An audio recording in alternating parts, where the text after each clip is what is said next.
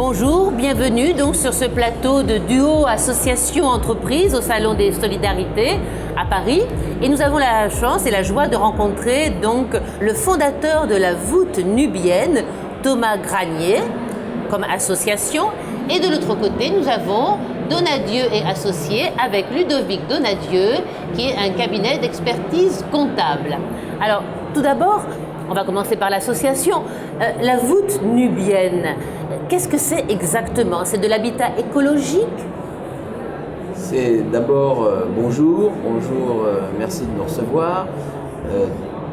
La voûte nubienne, c'est d'abord de l'habitat adapté. De l'habitat adapté au sens où il s'agit d'un habitat de qualité qui s'inscrit dans des économies, dans des environnements, dans des savoir-faire qui sont adaptés aux réalités de l'Afrique subsaharienne.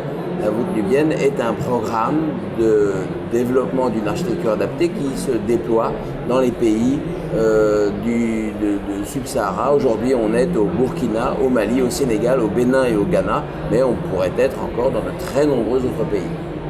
Donc ça a un aspect très écologique puisque vous utilisez du matériau qui est trouvé sur place, la terre. L'écologie est importante. Les questions de climat sont aujourd'hui, environnement, climat sont extrêmement prégnantes, mais je ne mettrais peut-être pas ça sur le devant. Le plus important, c'est que les gens aient des maisons confortables qui s'inscrivent dans des économies qui leur ressemblent. Donc avant d'être un bâtiment écologique, c'est un bâtiment confortable, durable et qui est possible dans les économies locales. Et vous, Ludovic Donadieu, donc vous êtes conseil en finance et en gestion financière aussi auprès des entreprises, auprès des associations. Oui, bonjour. Effectivement, notre cabinet a une particularité, c'est que nous sommes spécialisés sur les ONG internationales exclusivement. Le cabinet a été créé pour cela, donc nous délivrons essentiellement des prestations d'audit et de conseil pour les ONG qui œuvrent à l'international, soit dans l'action humanitaire, soit dans l'aide au développement. Voilà, nous travaillons avec beaucoup d'ONG aujourd'hui dans différents domaines d'activité et notre cœur de métier porte essentiellement sur tout ce qui est sécurité financière. Le but, c'est d'aider les ONG à ce que les fonds utilisés puissent profiter au maximum aux bénéficiaires finaux. Donc ça passe par beaucoup de conseils, des prestations d'audit, de contrôle, d'accompagnement, prestations délivrées en France et sur le terrain dans le cadre de missions spécifiques à l'étranger.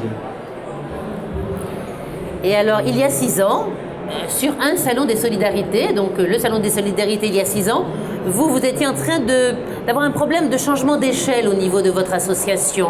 Et vous avez rencontré, un peu par hasard, sur votre stand, Ludovic Donadieu qui est venu voir. Comment ça s'est passé?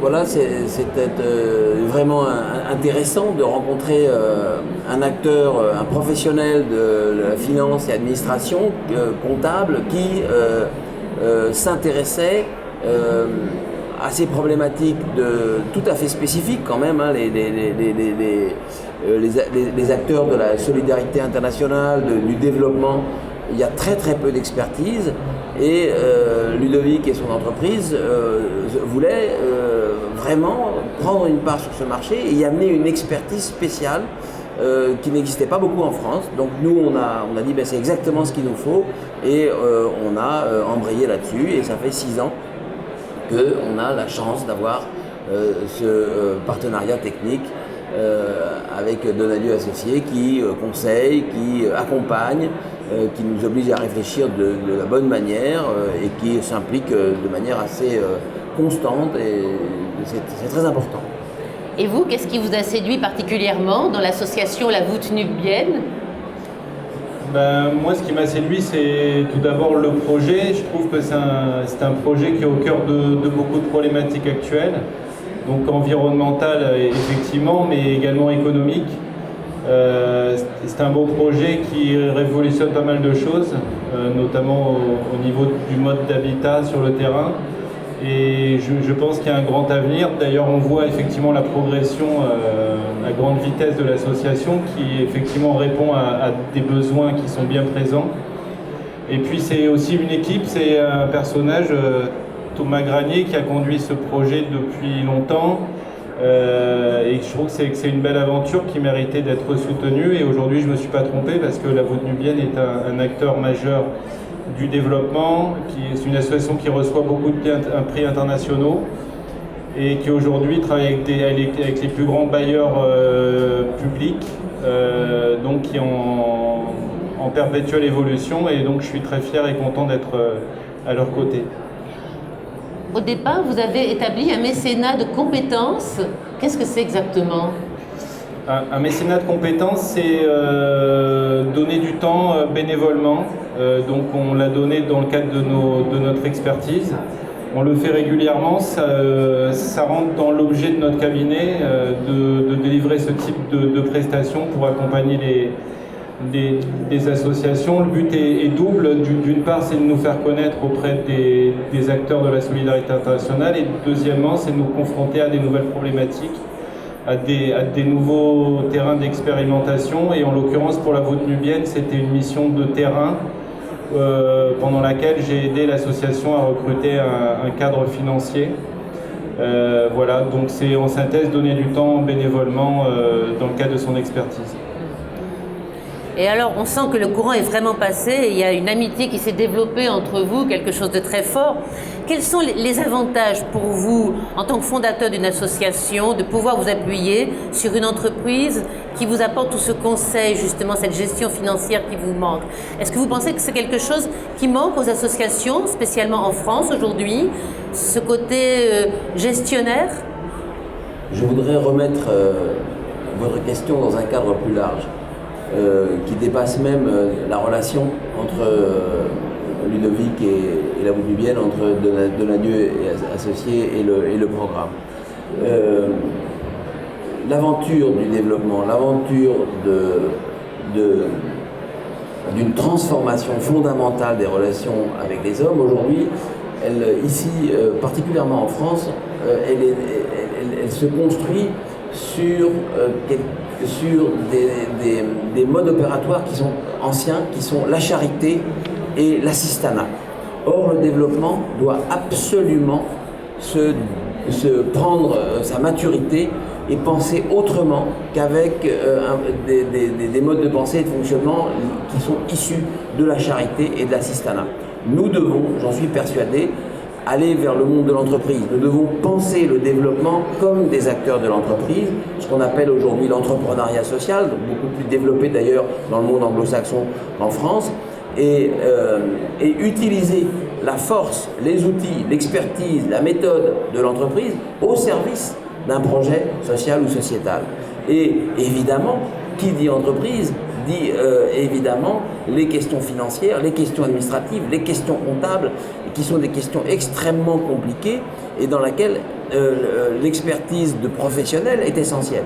On voit donc là la position du cabinet Ludovic Donadieu comme étant un acteur prépondérant dans sa capacité à amener une structure vers une réflexion, ou à construire avec une structure une réflexion qui la ferait basculer d'un mode associatif de bienfaisance ou d'assistance vers un mode de développement de l'entrepreneuriat social. C'est important aujourd'hui pour les associations d'avoir justement de résoudre ce problème de sécurité et de transparence financière, notamment pour trouver des donateurs. Oui, je pense que c'est une question centrale.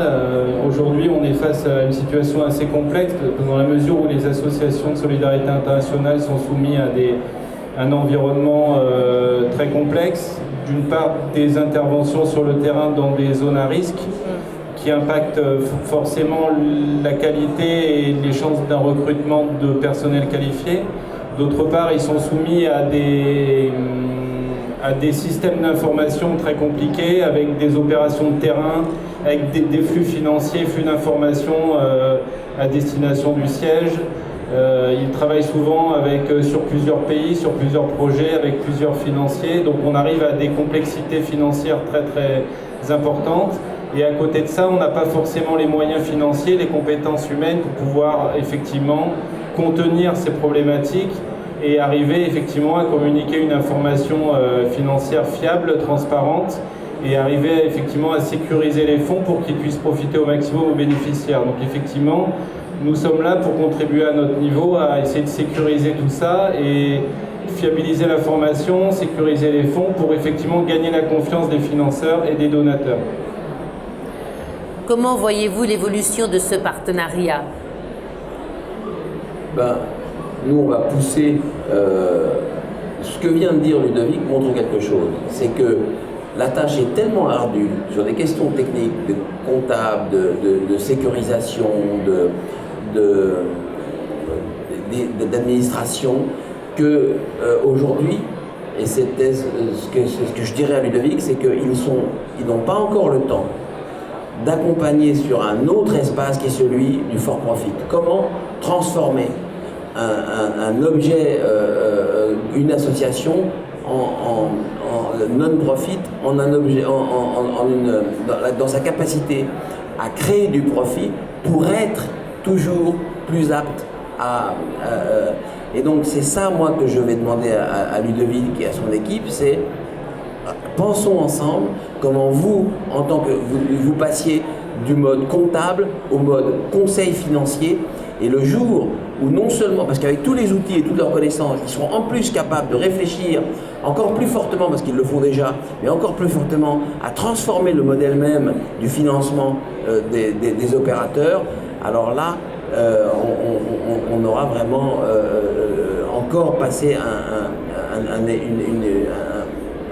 une échelle de complexité qui va renforcer très profondément ce que nous sommes, nous, opérateurs. Vous êtes présent sur ce salon des solidarités. Quel est l'objectif pour vous? Qu'est-ce que ce serait un salon réussi? On va taper dans la fourmilière, on est là pour ça. Le salon réussi, c'est un salon dans lequel les mentalités évoluent, les réflexions, les expériences se mutualisent et l'esprit. Je pense que vraiment la solidarité doit évoluer vers quelque chose d'encore plus fort qui s'appellera le développement à l'échelle planétaire. Je pense que on a une génération à l'échelle de notre humanité pour inventer les nouveaux modes de fonctionnement. Je pense que les gens qui sont là sont parmi les gens les plus imprégnés de cette vérité-là. Par contre, les modes de fonctionnement ne sont pas encore aujourd'hui optimum et de très loin. Donc un salon des solidarités, c'est un endroit où on évolue et on évolue rapidement par de la capitalisation de compétences, de l'échange d'expériences et la mutualisation de différentes positions. Je trouve qu'en cela, l'exemple de notre collaboration est tout à fait intéressant. Et vous, Ludovic, l'objectif de ce salon, c'est de trouver d'autres associations que vous allez pouvoir accompagner vers une sorte d'entrepreneuriat social? Oui, tout à fait. Déjà, le but, c'était d'être présent en tant qu'acteur important, je pense, dans notre domaine d'activité. On se doit, depuis le début, d'être présent sur ce salon. Et d'autre part, effectivement, de pouvoir rencontrer des nouvelles associations, des nouvelles personnes, pour effectivement essayer de mutualiser au maximum nos expériences et notre expertise pour que ça puisse profiter au plus grand nombre. Mais je vous remercie tous les deux. Merci à vous.